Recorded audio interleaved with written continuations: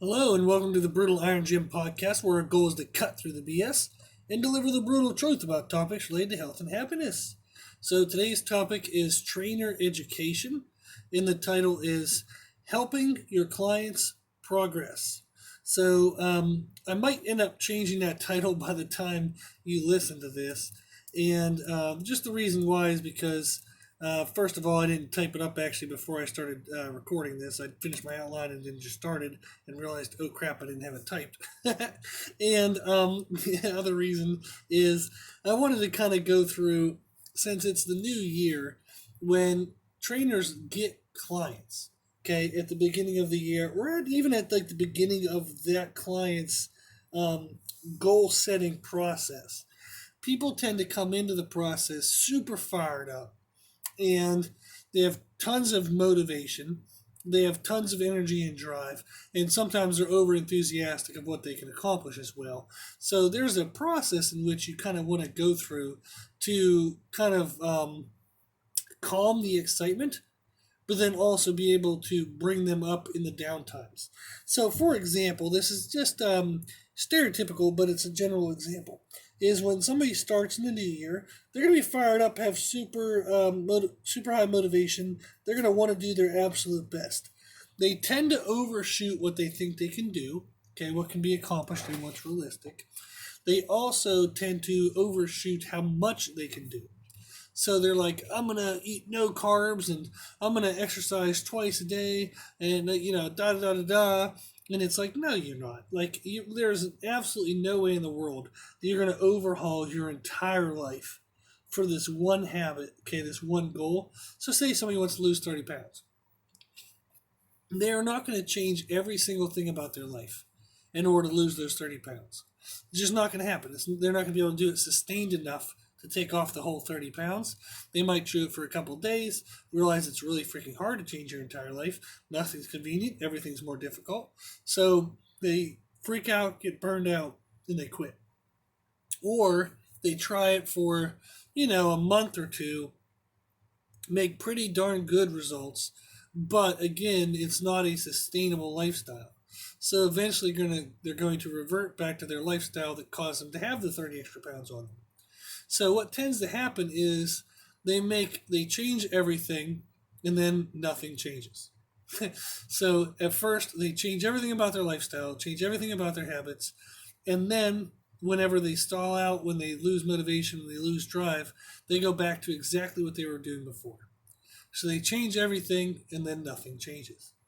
So we would like to get them more into the process of, let's add small good habits into your life that can make lifelong sustainable changes in behavior.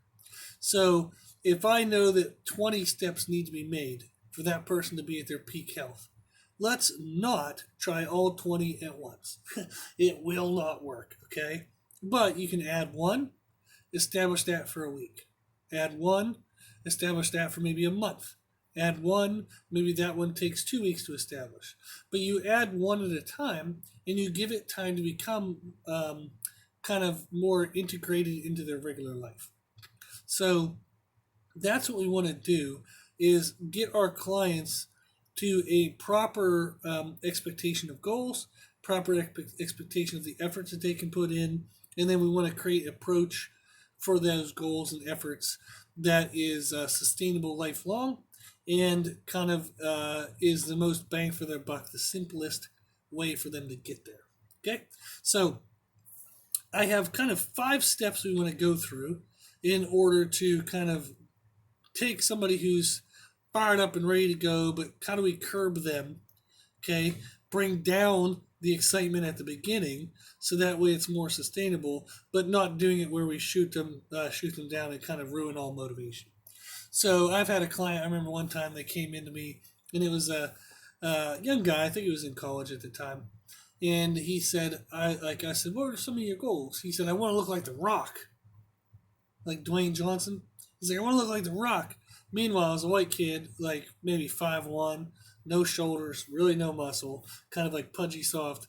And I remember I looked at him and I was like, well, I said we can improve upon your physique towards the type of muscularity and leanness that The Rock has.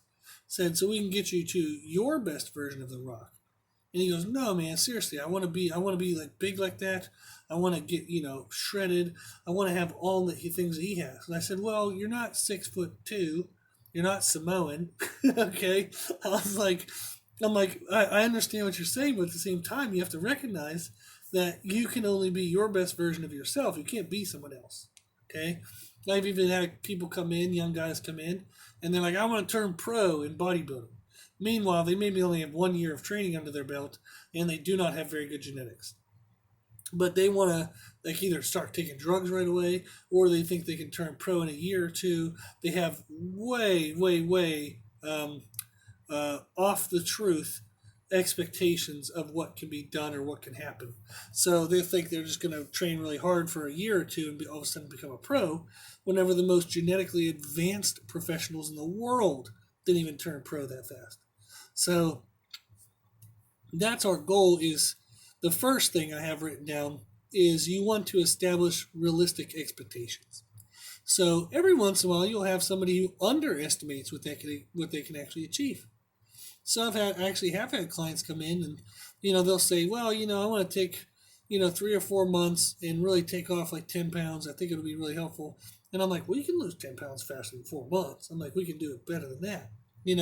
Or like I've had somebody come in for like strength progression, and they'll want to add like 10 pounds to their bench in like 6 months, and it's like, yeah, no, we can do that probably by next week if we fix some technique things here and there. So every once in a while you will have somebody who underestimates expectations, but more overwhelmingly you're going to have people who overestimate. So they're going to think they can do everything now. So they're going to undo 20, 30, 40 years of being a lazy ass in like 2 weeks. And they think that's how it works. And they genuinely actually think that's how it works, by the way. So you are going to have some difficulty trying to get them to realize that what they're trying to do is going to be impossible, but also try to do that without deflating them to the point of them not even wanting to try. So that's going to be the first thing you want to do, is establish realistic expectations. And that's going to be different per client. Okay. One of the best things you can do to yourself is to always be true to what you know. So when I was a younger trainer, I wouldn't want to disappoint people. Okay, in the now, and I slowly realized I disappointed people in the long run, but in doing a faulty mindset of what I'm about to explain. Okay, so is they would come in, they would tell me all the things they want to accomplish. In my mind, I'm like, this person's totally crazy. There's no chance in hell they're going to do any of this. So I would try to make concessions and soft little corrections, and sometimes I would feel kind of conflicted in the sense of saying, like, part of me wanted to tell them, you're insane. Okay, you've done jack shit for 20 years, and now you think you're going to turn things around in 20 days? That's just stupid. Okay, that's not going to work well, because you're not going to keep that client very well. Or if you do keep the client, they're going to be more like deflated and not super energetic. But at the same time, as if you say, well, we'll give that a try, and we'll see what we can do. That doesn't calm them enough. They still think it's possible. So you have to really be clear in what can be done. And even if you're not sure, give them ranges or give them some generalities. So if you have someone who says, like, I want to lose 20 pounds in the next month, say, hey, listen, can we get 20 pounds off you in 30 days? Yeah, if we do a lot of water weight manipulation, if we do a lot of crazy ass cardio and you eat nothing, maybe all of a sudden we can get 20 pounds off you, but it won't stay off you. It's going to come right back.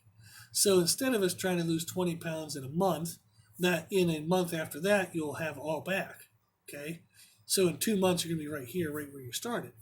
How about we take 2, 3, 4 months, maybe even, and lose the 20 pounds in a more sustainable way?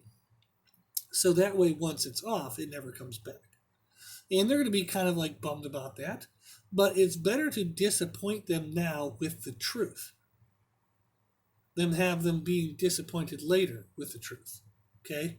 If you concede the truth today, they're still going to be disappointed whenever the thing that you're trying to do can't be done. Okay? So you can't magically make, like, I can't make someone's bench press go up 100 pounds by tomorrow. Okay, unless I put them in a triple ply t-shirt, like triple ply shirt. But I can't add 100 pounds to someone's bench press today. So I'm like, by say tomorrow. So I could lie to them today, make concessions today, make them feel good today, but they're going to be sad tomorrow when it didn't happen. It's better to make them a little bit sad right now, but set the realistic expectations so that way by the time they do accomplish their goal, even if it's twice as long as they thought it was going to take, they'll have done the goal correctly, they'll be happy then. So it's better to have a sadness now, happy later, than a happy now, sadness later. Okay? So first thing you want to do with new clients is establish realistic expectations. The second thing you want to do is establish realistic efforts. So if they say, I can train 5 days a week and I can do 2 days, like, no, you're not going to go from 0 days a week or inconsistent 2 to 3 random ass days a week. Okay, where maybe every once in a while you hit the 4th day of a week, and all of a sudden you're going to go to 5 every freaking week and you're going to do 2 days? Hell no, it ain't going to happen. So, same thing with nutrition. So people want to do crazy shit with food all the time, and it's absolutely ridiculous. So everybody thinks they can change everything about their food habits instantly, which is absurd because every time they've ever tried it, it's never worked, but yet people still try it again. They try it again, again, again, again. They always set these black and white rules, these all or nothing type behaviors, and it's all failure mindsets. It's not success mindset. Okay? So success mindset is going to make small corrective changes over time, not big overhauls right now that are no way are they going to be able to sustain that for the rest of their life. So I had somebody reach out recently and they asked about the benefits of the ketogenic diet, so keto diet. And they said, I would like to give that a try. And I said, okay, well, we can, try that, see how your body responds to it. And this person has polycystic ovary syndrome, so PCOS. So they have PCOS, and it's going to affect the metabolism. It's going to affect kind of some insulin issues and some other odds and ends. So there are benefits for them related to that condition, in which a ketogenic based or a carb controlled based diet may actually have benefit to the point of what they can feel as an improvement to their overall health in terms of digestion and metabolism, blah, blah, blah, blah, blah, blah. Okay, so there's a lot of stuff behind certain medical conditions like PCOS that make certain diet styles more correct for them than for the average person. So this person wants to try a ketogenic diet. And I said, okay, well, a ketogenic diet, if you're unfamiliar with it, is basically trying to avoid all carbohydrates. So you run off ketones, which is what ketogenic means, so ketone. So you're burning off ketones, which is a derivative of dietary fats, whereas a derivative of dietary carbs is glucose. So typically most people run off glucose. So a ketogenic diet is designed to run off ketones, which in very basic terms means if I'm running off of the product of fat, okay, of dietary fat, my body is then quote unquote more likely to then burn off body fat as a fuel source because it already has the fat burning process open and active since it's burning off dietary fats. So if they eat dietary fats and their body's burning off dietary fats, but they eat at a subcaloric maintenance level, meaning they're eating at a deficit, then the belief is that the body will convert over to burning body fat faster and more efficiently since the burning fat process is already activated, the burning of the ketones rather than the burning of the glucose. There's a whole bunch behind this, and I'm really trying to simplify it the best I can. But what I told them is they probably won't want to and won't need to, and it would be a very strict lifestyle to try to avoid carbs for the rest of their life. Because it's even trace carbs. It's even foods that just have a couple grams of carbs here or there that they have to avoid. So it is a rough lifestyle. Now, I've helped people with Crohn's disease, diverticulitis, and a whole bunch of other medical conditions that they have to have a rough lifestyle so they can enjoy the quality of their life overall. But this person would be choosing a rough nutritional lifestyle that maybe wouldn't be necessary. So what I told him is let's do, the ketogenic diet. let's try it for a goal, an aim goal of 12 weeks. Now, in the meantime, if we know it's going to shit and it's not working well, we'll abandon it. Okay? But we'll set it in our minds to try to go 12 weeks. We'll see how it goes. We'll see how you feel. After that, we'll go ahead and slowly introduce carbs back in, but in a manner in which we teach them how to do it as a lifestyle where they don't gain back all their weight. I said we'll do that for 4 to 8, maybe even 12 weeks. Then we'll come back to the ketogenic style. So let's do it as a temporary kind of aggressive approach. Then pull back on the aggression, but still maintain a healthy diet, but more in a lifestyle, lifelong, realistic way of doing it. So sometimes with their efforts, you have to allow them a little bit of craziness right away. Take advantage of that motivation. But you have to make sure that they know that if you do an advanced aggression in technique, so if they do want to train 2 a-days, and you're like, well, damn, they have the time. Like I've trained people who worked from home, and they would get up in the morning, they had 30, 40 minutes of workout. Maybe early afternoon, they'd work out again, 30, 40 minutes. And they were working from home, so it was kind of easy. They had a home gym, got it done. So if they have the possibility of doing that, you can take advantage of some of those aggressive type approaches, but make it known to them that that's not a lifelong, life-sustainable way of doing things. So maybe you can do 2 a-days while the kids are in school. But then during the summer, you might have to pull back to only 3 workouts a week because now the kids are out of school and there's more craziness going on with scheduling and traveling for vacations and whatnot.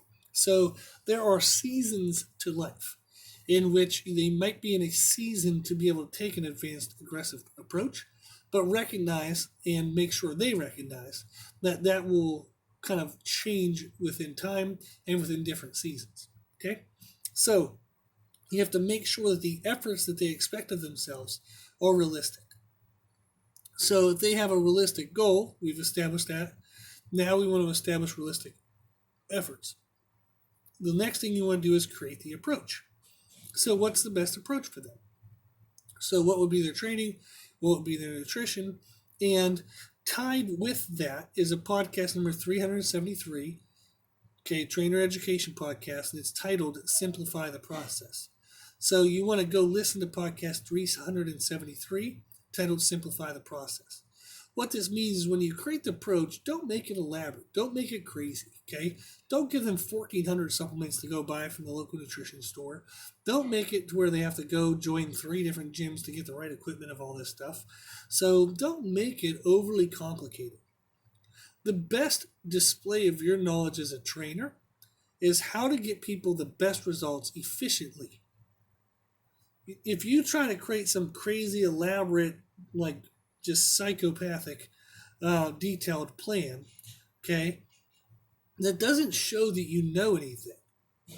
So if you make the most elaborate, crazy-ass detailed plan, and they have 1,400 layers of all this information, and you're like, oh my God, look how detailed this is. I'm so knowledgeable because I can create these, 10,000 layers, and blah, blah, blah, blah, blah, blah, blah, blah, okay? That's not helpful because it's so damn crazy. It's so damn complicated. It's so intensive that it's not lifelong sustainable. And often you're probably not teaching them anything. You're just having them follow what you wrote. So it's better to actually simplify the process. The people who know things the best can give you an answer in a concise manner. Okay? If you ask somebody a question and they just ramble on for 30 minutes, chances are they're just regurgitating shit that they've heard on a video or read in an article. But if you ask somebody a question and they can answer it in 30 seconds, that means they actually know it. So there actually is a post-complexity simplicity concept is when you're first learning something, everything seems overwhelming and is so complex. As you gain more knowledge, you start to realize that certain things don't matter, certain things do matter. You learn how to condense the information. So after post-complexity, there is a simplicity to what you would need to know. So the most expertise, I guess, in a certain area, the best experts in those areas, they can answer questions quickly and efficiently. So that would be your best kind of display of knowledge as a trainer is how can I help my people accomplish big goals in what looks like small efforts? Because what you're doing has the best bang for its buck. Okay? So don't look at every 1%. Make sure you get the big chunks done efficiently, correctly, and make sure they understand what they're doing. Okay? So the first thing was establish realistic expectations. Second thing is establish realistic efforts. The third thing you want to do is create the approach, and that's tied in with podcast 373, titled Simplify the Process. Next thing you want to do is track both progress and adherence. Okay? So what that's going to do is you can track progress, but sometimes progress is a slow adaptation. So let's take, for example, just recomposition of somebody's body composition. So you have somebody who really doesn't want to lose weight. Okay, they just want to lose fat, but they want to build muscle and strength as well. What you'll see then is that it's going to be hard for you to measure their progress because you can't use a weight scale because they actually don't want to lose weight. You can't really use body part measurements. So if you were to measure the circumference of their arm, well, if they're losing some fat and building some muscle, the circumference really shouldn't change, or it isn't going to change very much.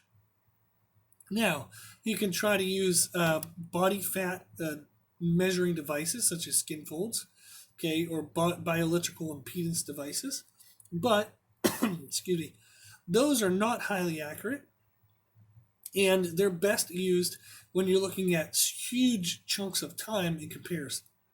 So comparing somebody to their former self, like say every 3 or 6 months, it's really, really, really difficult to use any type of body tracking thing other than what's called a DEXA scan on a monthly basis. Because the standard of error for skin fold measurements, the standard of error for bioelectrical impedance devices, even when done perfect, and I promise you, you're not doing a skin fold measurement perfect. So I've actually taught skin fold measurements at the local university. I taught exercise physiology labs, and I did skin fold measurements. I've probably done over 1,000 of them. It's extremely difficult to get that absolutely perfect. Okay, that's why you use multiple sites. That's why you have equations and all these other things. But people doing skin folds, there's going to be a huge standard of error. So even if you do it perfect, there's still a 3% standard of error. So if you read somebody at 12% body fat, that could actually be 9 to 15. Okay, that's too big of a window to try to check somebody every month. Because if they move up 1%, say they move down 1% in body fat, okay, they go from 14% to 13%. That's within the standard of error. So you don't know if that's actually results or if you just measured it incorrectly compared to last time. Maybe even you measured it perfectly, but it's just within the standard of error. So it's really hard to know if somebody's making progress with certain goals, such as recomposition of the body.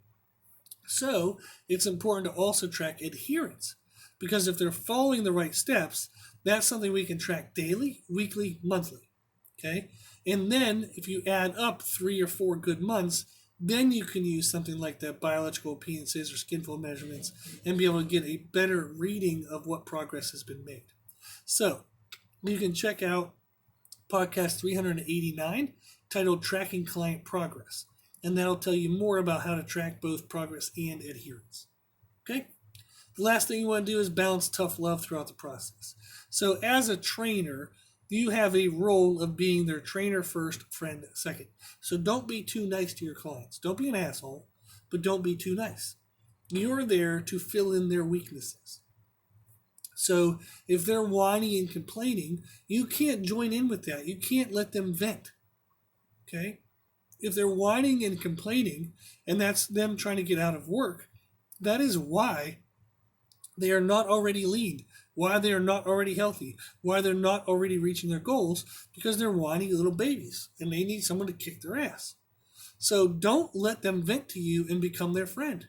They don't need you to be their friend. They need you to fill in the gaps of their weaknesses.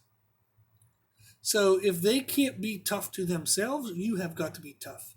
If they're too tough on themselves, and they're too much of like paralysis by analysis, and they expect perfection, and when they can't be perfect, they shut down, you have to then be their kind goodness guide. So you almost have to let them realize, hey man, you're not going to be perfect all the time. Let it go. It's okay. It's okay. So sometimes you have to calm a person down. So sometimes you have to put the foot in their ass. Sometimes you have to calm them down.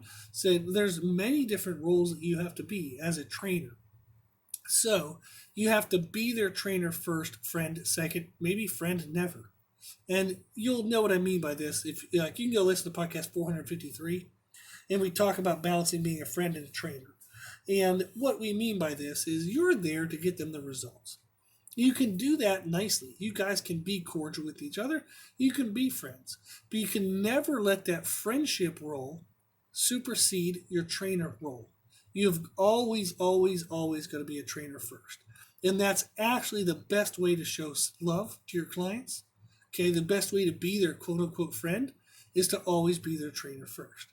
Be what they need, not what they want. Okay, that's the goal of a trainer. Play the role of what they need you to play, not what they would want you to play. Okay? So, hopefully this helped. So, when you bring in new clients, the 5 steps you want to kind of process and go through is number 1, establish realistic expectations. Number 2, establish realistic efforts. Number 3, create your approach, but do it simplified. Okay? Number 4 is track both progress and adherence. So that way you can be sure that they have something to track every day that they can actually see as something that's changing, modifiable, or good or bad. Okay? The 5th thing is balance tough love through the process. Be their trainer first, friend second. Okay, so check out some of the podcasts we've mentioned. They'll be in the description of the podcast area. And if you've never checked out the podcast before, you can find all of our old ones on Podbean, the Podbean app. So some platforms like iTunes don't hold all of their history, but you can download the Podbean app and it'll have the full, all 400 or whatever podcasts available to you. Okay? So if you need any help to make sure that you can get your clients the best results possible, if you struggle with any of the steps that we discussed here or for any other reason, check out our old trainer education podcast to see what topics are available. And you can always email us at brutalirongym@gmail.com, and we'll always be happy to help. So we can help with some quick little questions. We also help with consultations, so where we can like take a full hour, sit down, talk to you, and really work through the issues and make sure you have everything set in place. Okay, we help with programming creation. We help with tracking progress and adherence creations. So working around injuries or things like that. So anything you would need to be a successful trainer, we can help you with or get you the help that you need. Okay? Our email is brutalirongym@gmail.com. If you like the podcast, please share it with family and friends. The more people we help, the happier the world will be. Also, if you like this information, you can find more from us on Instagram, Facebook, and Twitter at Brutal Iron Gym. And if you have any questions, feedback, or suggestions, we'd love to hear from you. The podcast is for you, so we want to know what you want to learn about. And you can tell us at our email at brutalirongym@gmail.com. As always, I hope this was helpful, and thank you for listening. And thank you for watching.